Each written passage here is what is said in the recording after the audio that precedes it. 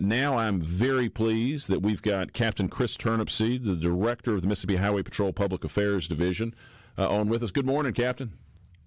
Good morning, Lucien. I hope y'all are doing well. Hope you had a Merry Christmas, and hope Santa was kind to y'all yesterday. He was. You as well. Merry Christmas. Merry Christmas. Well, I know, first of all, I'll say, and Lance said this off air, I'm impressed with the quality of the signal you've got out there, both audio and video. I mean, that's HD. Yeah, I've got a great spot. I've been doing this for a little while. I've had time to ride around, experiment, and find the place that gives me the best coverage. So I guess it's just being old and years of doing this. I figure out where to go. Not all places are created equal, Lucien. I'm going to tell you, out here on the highway. There are plenty of places out on the highway where I would not be wanting to try to have an audio signal, let alone a video signle.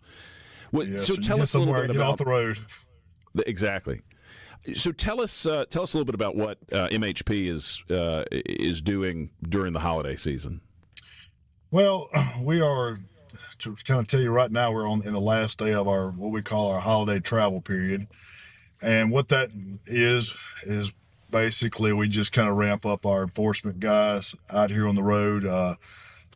There's some overtime pay that's offered to get most of our guys and gals back to work, and we kind of focus all of our enforcement efforts on making sure everybody makes it to and from. We kind of call our home for the holidays campaign. We want everybody to get home for the holidays, but now if you were traveling and you were out visiting family on holidays, I want you to get back to your home for the holidays, not just home, to open gifts and presents and celebrate. But today's the last day. We kind of wrap it up. We kind of anticipate the day after Christmas as a busy travel day, where the folks that were visiting families yesterday are going to try to make their voyage back home, whether it be in state or out of state. And, kind of out here watching traffic this morning, and as the morning has progressed, the volume of traffic is kind of starting to increase too.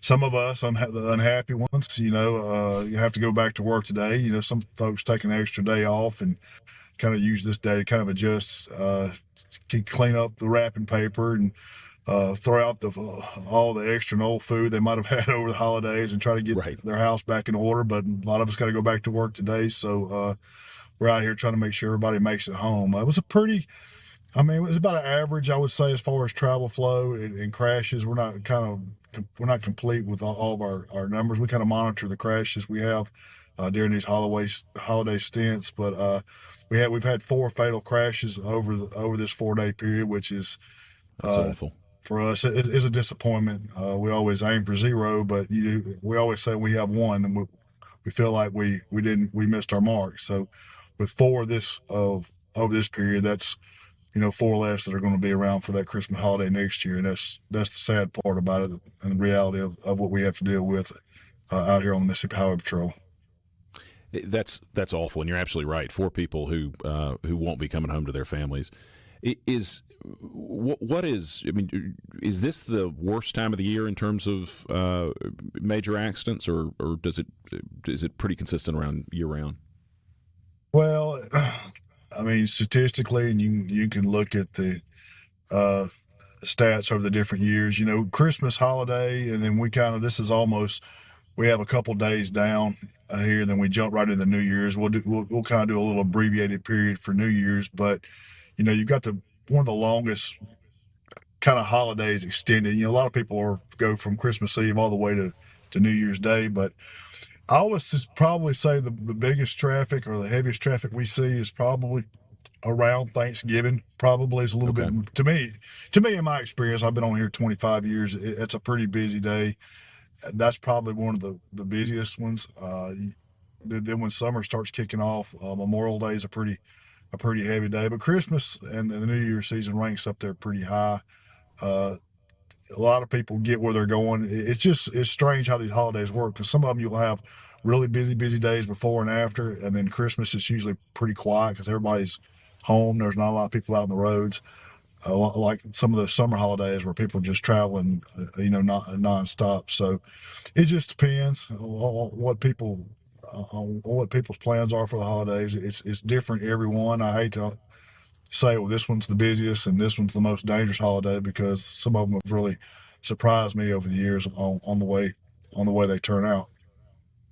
It amazes me the number of people you see who are think about distracted driving. I know we can talk about driving under the influence here in a second, but it just amazes me the number of people you see on highways at highway speeds who aren't even just glancing at a phone. I mean, who are clearly just staring at their phone while they're going 70 miles an hour down the road.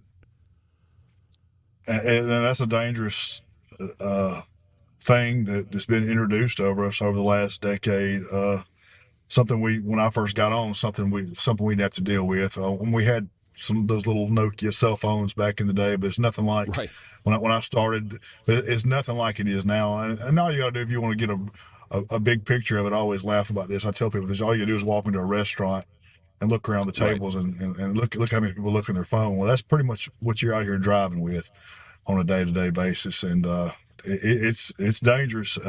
Some people think they're better at it than others, but there's a lot of accidents now where people are just not paying attention. A lot of rear-end accidents where you're running into the back of somebody that's stopped or slowed down. Just things that are totally 100% preventable if you wouldn't be looking at the phone. So you take that information, and people out there listening can do with it what you want, but you continue to look away from the roadway. Eventually your number's going to get called and something's going to happen. And it's just something, like I said, it's 100% preventable. All you got to do is put your eyes on the road. There's enough dangers out here to deal with on the road without adding one as distracting and as attention taken away from what you're doing. Is that, people can look down at the radios and adjust music, and people eat and stuff in the car. Sometimes that takes your eyes off the road, but those phones, people are just entirely too comfortable with them behind the wheel.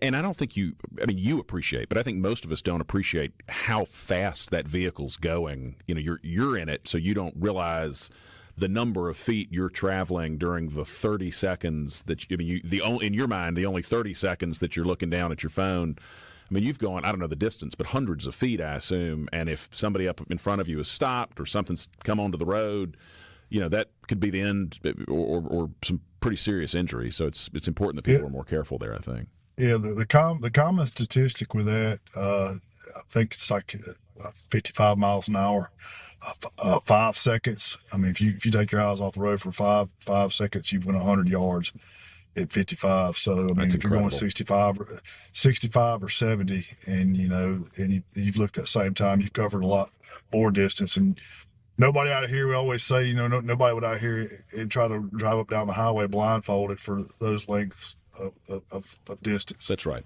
But that's what you do. It's what you do when you look at that phone. You are literally driving blindfolded down the highway.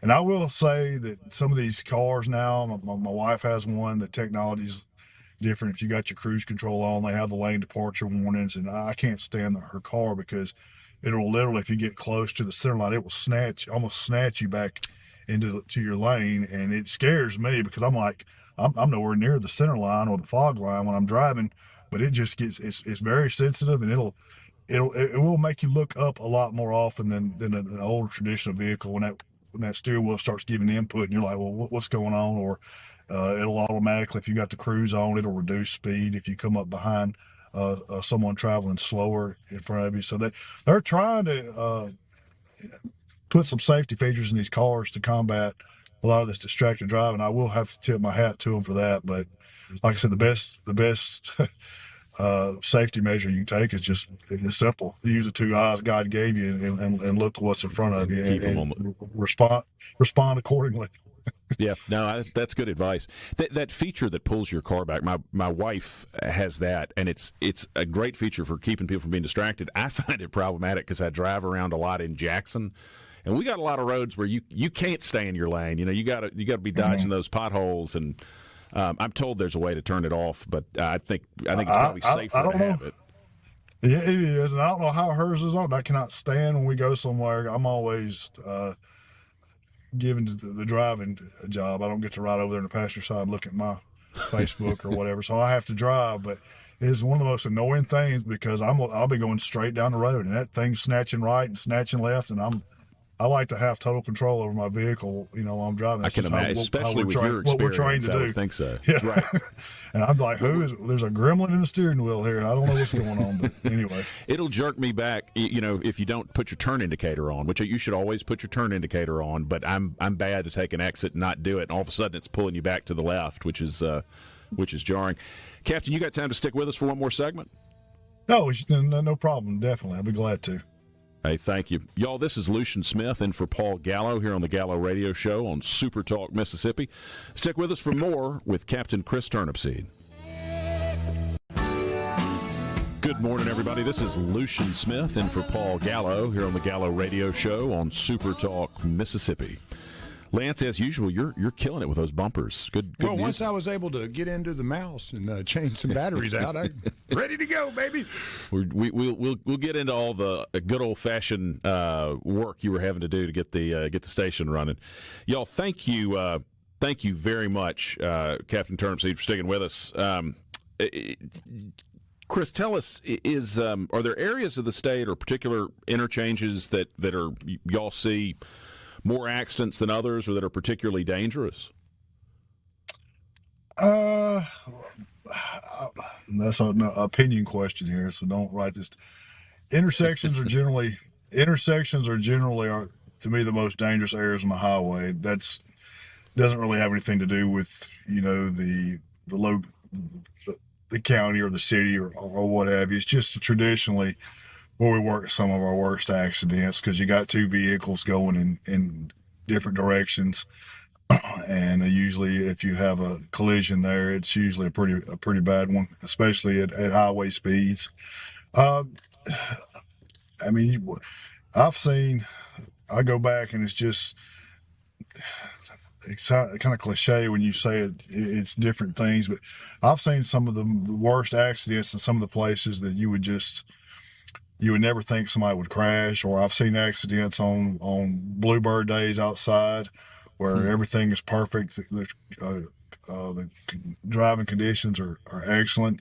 Hard to say what happened. And then, of course, during inclement weather times, like we're expecting some tonight and tomorrow, the accidents will ramp up just due to, loss of traction and people driving too fast and lower visibility and lower traction areas. But it's hard to nail down those. I would say intersections are probably some of the most dangerous places. I've noticed a lot of the places in the state now, the Department of Transportation has taken some of these crossover, I guess you would call cross intersections. And if you want to go across to the other side, you have to get on the highway and go down and then turn around and come back and turn. I don't know if you noticed them or not.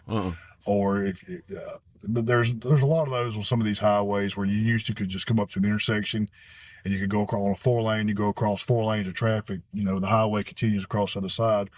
Well, they've literally put up barriers where you cannot just drive straight through an intersection anymore, because the accidents there were so many accidents, and the accidents were so bad. Now you actually have to get on a ramp and go on the highway and go maybe north, maybe a quarter of a mile or an eighth of a mile, and turn around and come back and go south, and then exit back on that highway, just because those intersections are so dangerous, and people would look and they can't they have a hard time, I guess, judging the speed of oncoming traffic. They think they've got time to pull out and go across, and then they pull out there and then just get hit in a side impact there. But I would say those are traditionally the most dangerous. Interstates are always going to be places where we have lots of crashes, whether that be 55 from anywhere in the state, or 59, 20. I mean, you go down to I-10 down on the coast. Those guys work a lot of crashes down there too, and it's some of the strangest things. And if one of my PAOs down there is listening, some strange situations that happen on Interstate 10 in crashes. Some things that propane trucks crashing and propane tanks exploding everywhere. Just some of the stuff that never happens anywhere in any parts of the state happens down there somehow on the coast. I-10 is a crazy road down there, so you want to make sure you got your insurance paid up before you drive along. It's just the way it is on I-10, and it's a lot of traffic, and we can go out there and do a lot of deterrence and be out there and be seen and stop a lot of cars, but it's just a different group. They'll drive by you, like you're not even out there, and the speeds are crazy, up in the triple digits. It's just wow. It's a battle, but we do our best to try to get control over it. And it's like that in a lot of places too. I mean, other places too. Some people just, we can put 20 troopers out there on the road, and they got this technology where they know where we are, and they try to evade us looking on these different apps and stuff. Another great thing, thanks to the phone. And then, we try to do some traffic checkpoints and, just, check some license and insurance stuff. I know a lot of people aren't crazy about that, but, if there's zero presence or there's nobody out there. Yeah, people think they can get away with anything. Well, there's no accountability, and the folks out there doing right, a lot of times feel inconvenienced by it, but it's not for those folks. It's for those folks out there that are out here and don't have your best. They don't have your best concerns at heart, and so we've got to try to keep them in line so that the other guys and gals can make it where they need to go safely. So that's why we do what we do. Well, Captain, thank you for everything you and the men and women of the MHP do to keep us safe, and thank you for taking the time to be with us this morning. Oh, no problem at all, Lucien. We appreciate it. Just New Year's coming up here. Everybody, please drive safely. Have a plan. Buckle up. Don't drive impaired, and please put that phone down and slow down too. And so hopefully we'll have a safe New Year. Start 2025 off right.